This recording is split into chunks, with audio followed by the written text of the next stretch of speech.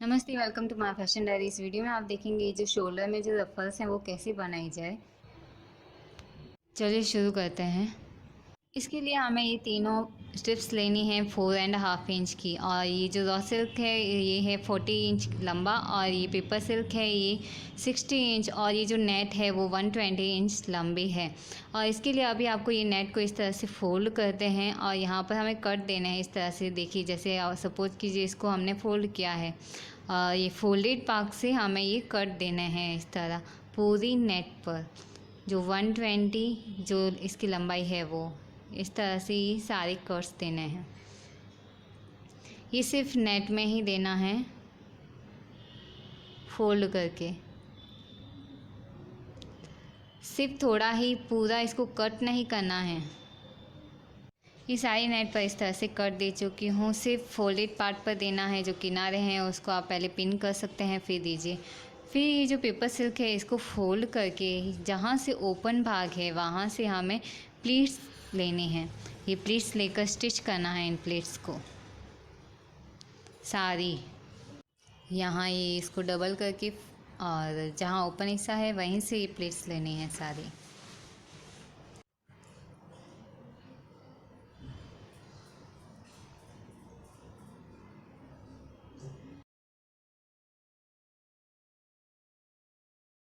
अभी इस raw silk की स्ट्रिप पर भी इसी तरह से करना है, डबल फोल्ड करके जहाँ ओपन हिस्सा है वहीं से ये प्लीट्स दीजिए सारे।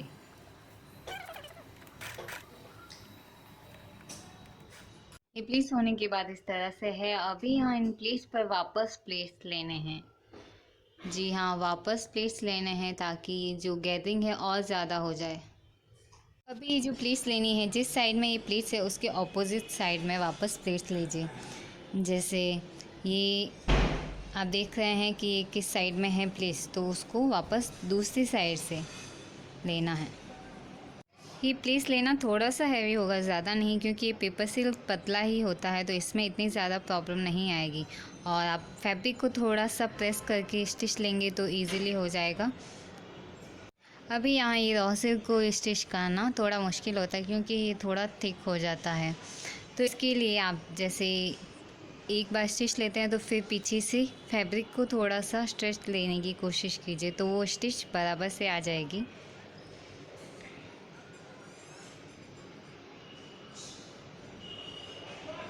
ये डबल प्लीट्स लेने के बाद इस तरह से है। फिर इसको हाफ कट कर देते हैं। जो ये फ्रिल है इसको हाफ कट कर देते हैं, आधा आधा कर देते हैं।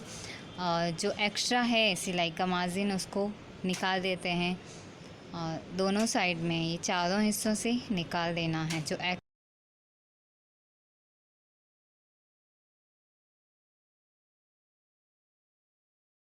अभी देखिए जो नेट की जो फ्रिल हमने रेडी की है इसके भी 4 भाग करने हैं।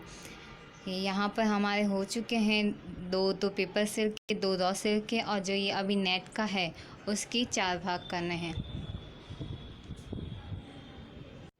अभी ये जो नेट की फ्रिल है वहाँ पर हमें ये सुई से ये स्टिच लेना है।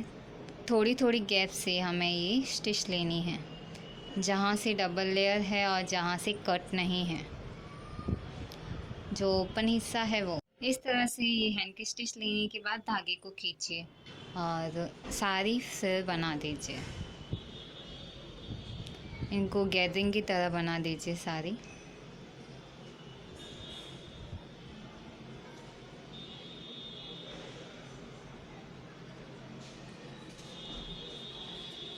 अभी इस फ्रिल के ये देखिए स्टार्टिंग पॉइंट से आपको ये छोटे छोटे स्टिच लेने हैं।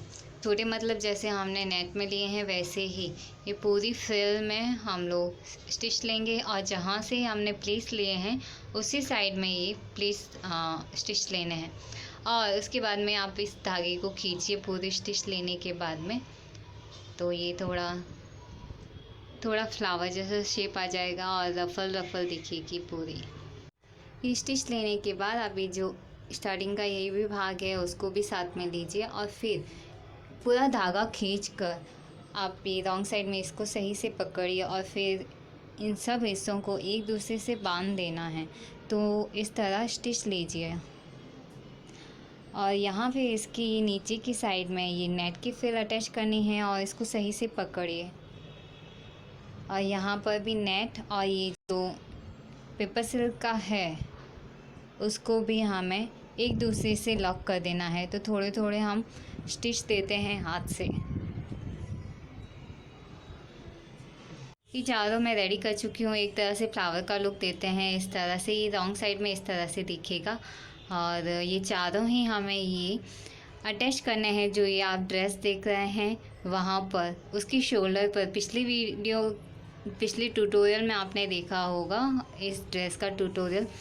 तो इसकी शोल्डर पे हमें अटैच करना है। इसके लिए हमें ज़रूरत होगी गम स्टिक की। अगर आपके पास गम स्टिक मशीन है तो बहुत अच्छी बात है। ये इस तरह से गम स्टिक है और स्टेशनरी की दुकान या पैकिंग की जो दुकान होती है वहाँ मिल सकते हैं, ईजिली अवेलेबल है।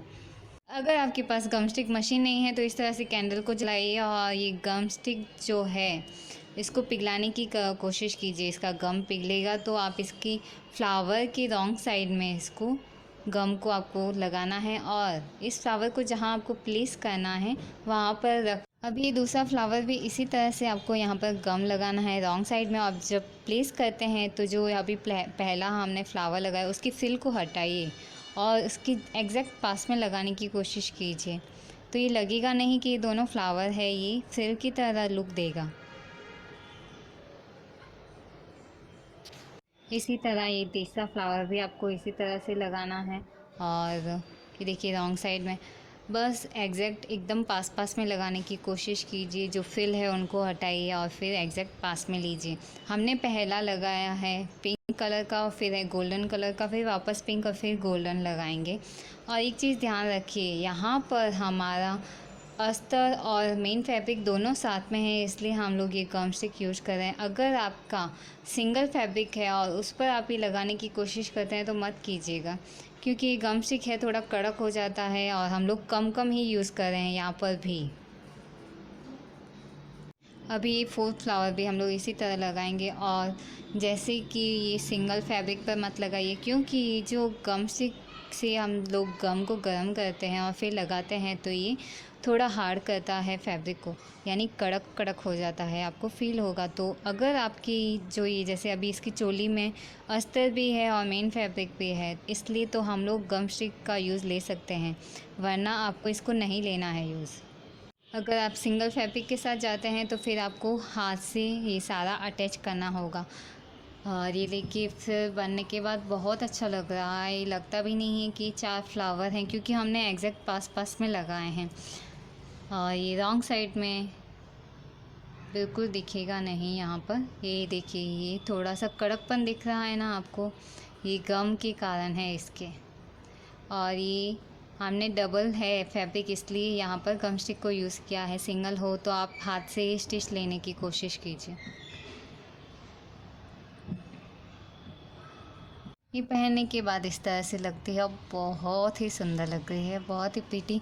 अगर वीडियो पसंद आया है तो लाइक ज़रूर कीजिए, कोई सवाल है तो कमेंट कीजिए, सब्सक्राइब कीजिए मेरे चैनल को। आपको आगे और भी बहुत अच्छे ट्यूटोरियल्स मिलेंगे। Thank you so much.